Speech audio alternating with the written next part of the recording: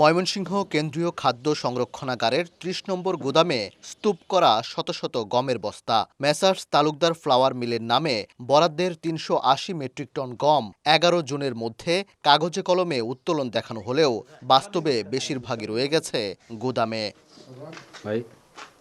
গোয়েন্দা সংস্থার তথ্যের ভিত্তিতে খাদ্য সংরক্ষণাগারে অভিযান চালায় জেলা প্রশাসনের নির্বাহী ম্যাজিস্ট্রেট। ৩০ নম্বর গুদাম থেকে উদ্ধার করা হয় ২৫০ মেট্রিক টন গম, যদিও তা মজুদ থাকা গমের হিসেবের বাইরে। সিএসডি ব্যবস্থাপকের কক্ষে নথিপত্র যাচাই এবং কর্মকর্তাদের লিখিত বক্তব্য নেন ম্যাজিস্ট্রেট। পরে সাংবাদিকদের এড়িয়েই চলে যান তিনি।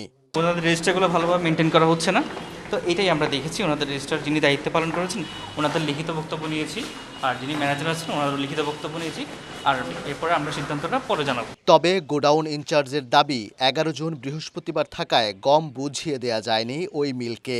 আর মিল মালিক বলছেন ৩৮০ মেট্রিক টন গম বুঝে পেয়েছেন তিনি। নিয়ম তো স্বাভাবিকভাবেই আমরা মানার চেষ্টা করি, বা কোনো ক্ষেত্রে দেখা গেছে যে কিছু নিয়ম আর কি অনিয়মের পর্যায়ে করছে আর কি।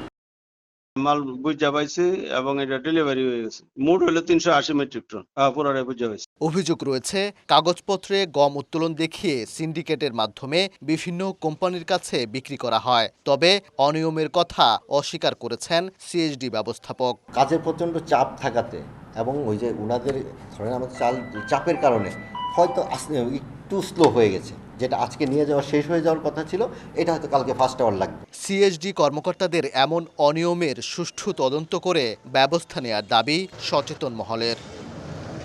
ওবায়দুল হক, সময় সংবাদ, ময়মনসিংহ।